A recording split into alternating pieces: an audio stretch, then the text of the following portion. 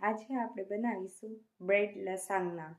એની માટે આપણે જોઈશે મરી પાવડર, મેંદો, દૂધ, ઓરેગાનો, મીઠું, મોઝરેલા ચીઝ, ચીલી ફ્લેક્સ, ચીઝ અને આ બ્રેડને મેં વણી લીધી છે અને એને કિનારે કાઢી લેવાની છે અને પછી એને આવી પતલી વણી લેવાની છે. હવે આપણે એક પેન લઈશું, એમાં આપણે બટર નાખીશું. આપણે બટર નાખી દીધું છે. હવે આને આપણે મેલ્ટ થવા દઈશું. શકો છો બટર મેલ્ટ થઈ ગયું છે. હવે આપણે આમાં મેંદો નાખીશું. થોડોક મેંદો નાખીશું. આપણે 2 ચમચી જેટલો મેંદો નાખીશું. હવે આપણે આને સારી રીતે મિક્સ કરી લેશું. જોઈ શકો છો આ જરાક બ્રાઉન થઈ ગયું છે. હવે આપણે આમાં દૂધ નાખી દઈશું. દૂધ નાખી અને આપણે આને સરખી રીતના હલાવવાનું છે. જરૂર પડે એટલું દૂધ આમાં નાખવાનું છે. આપણે આ 2 કપ જેટલું મેં દૂધ નાખ્યું છે. હવે આપણે આને ઉકળવા દઈશું જરાક વાર.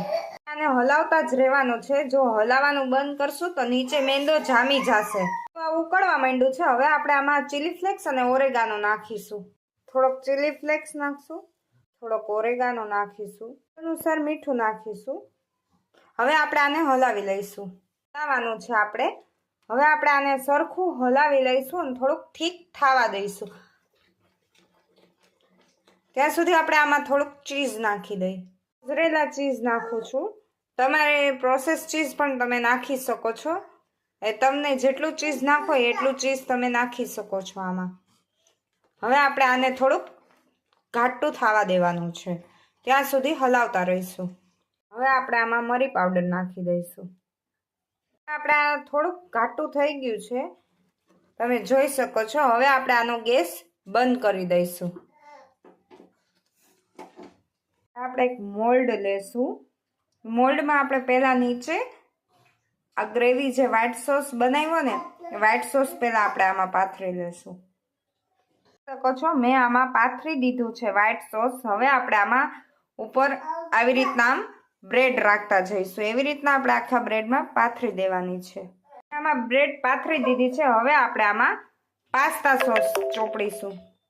આપણે લગાડી દીધો છે સોસ. હવે આપણે આમાં ઉપર પાછો વ્હાઈટ સોસ નાખીશું.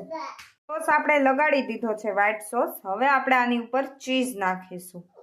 મોઝરેલા ચીઝ આમ નાખી દઈશું. હવે મોઝરેલા ચીઝ નાખી દીધું છે. હવે આપણે આની ઉપર ચીલી ફ્લેક્સ અને ઓરેગાનો નાખી દઈશું. ચીલી ફ્લેક્સ છે,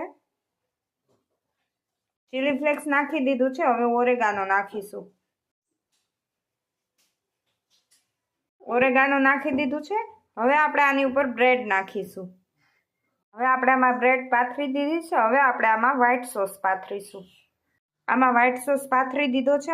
ચીલી ફ્લેક્સ અને ઓરેગાનો છાંટી દીધો છે. હવે આપણે આમાં પ્રોસેસ ચીઝ ખમણી નાખીશું.